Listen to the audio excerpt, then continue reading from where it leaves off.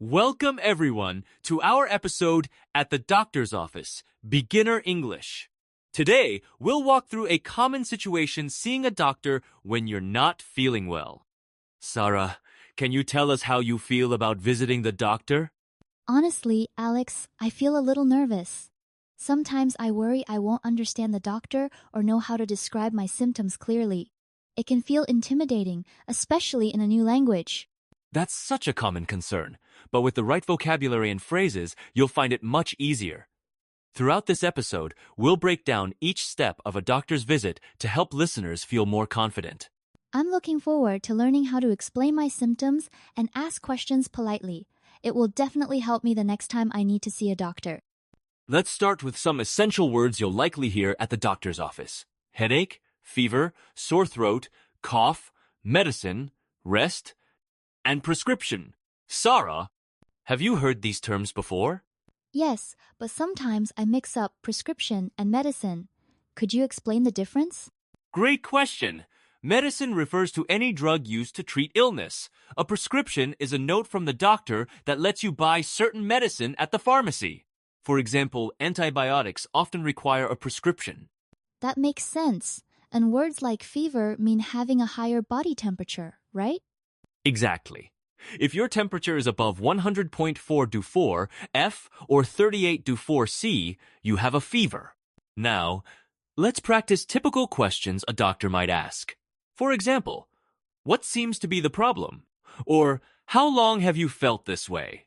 Sarah, how would you answer if the doctor asked, what seems to be the problem?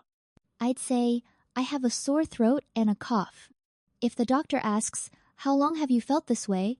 I could reply, I've had a fever for 2 days. Perfect. Notice how you use clear, simple sentences.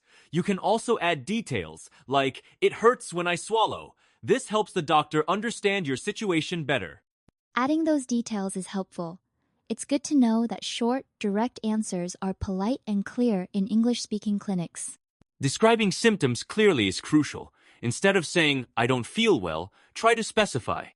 For example, I have a headache and chills. Sarah, can you give another example of describing multiple symptoms? Sure, I could say, I have a sore throat and it's hard to swallow. I also feel tired. That's excellent. When you provide details like when symptoms started or how severe they are, it helps doctors diagnose more accurately. For instance, my cough started 3 days ago and is getting worse. So, the more specific I am, the better the doctor can help me. I'll remember to mention when the symptoms began and if they're changing. After sharing your symptoms, the doctor will likely give advice. You might hear, take this medicine twice a day or get plenty of rest.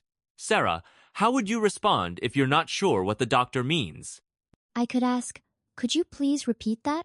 Or, can you explain how to take the medicine? Absolutely. Asking for clarification is encouraged.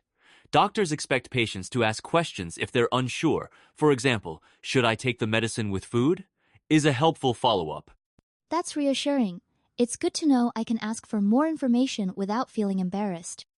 Pronunciation can be tricky, especially with words like prescription. Let's break it down. Prescription. Stress the middle syllable. Sarah, can you try saying it? Prescription. I notice it's easy to confuse with description because they sound similar. That's a common mix-up. Also, with temperature, say temperature, not temperature. Clear pronunciation helps doctors understand you, especially over the phone. I'll practice those. Maybe recording myself would help me check my pronunciation and gain confidence. Let's talk about culture. In English-speaking countries, polite language is valued in medical settings. People often say, excuse me, or could you please? Sarah, have you noticed any differences compared to clinics in your home country? Yes, definitely. Here, patients are encouraged to speak openly and ask questions. Back home, some people might hesitate to question the doctor. That's an important difference. In English-speaking clinics, it's normal to discuss options and even ask for a second opinion. Politeness and clear communication go hand in hand. I appreciate knowing that I won't seem rude if I ask for clarification or more information. Let's do a quick role play. I'll be the doctor and you'll be the patient. Ready? What seems to be the problem? I have a headache and a sore throat. It started yesterday. Do you have a fever? Yes, I measured my temperature. It was 38 degrees Celsius. Thank you for sharing that information. I recommend you rest and take this medicine twice a day. Should I take the medicine before or after meals? Take it after meals to avoid stomach upset. Great job, Sarah. This kind of practice builds real-life confidence. Many learners worry about forgetting words during real visits. One tip is to write a short list of symptoms and questions before seeing the doctor. Sarah, what strategies help you remember vocabulary? I like to use flashcards and repeat phrases aloud. Practicing with a friend or recording myself also helps reinforce the words. Great ideas! Repetition, visualization, and speaking out loud all strengthen memory. Studies show that using new words in real conversations helps you remember them much better than just reading.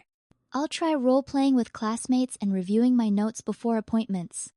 To wrap up, we have a challenge for our listeners.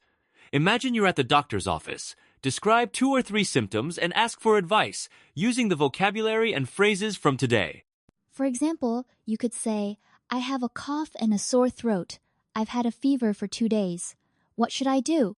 Exactly! Practicing this out loud or even writing your answers will prepare you for real-life situations.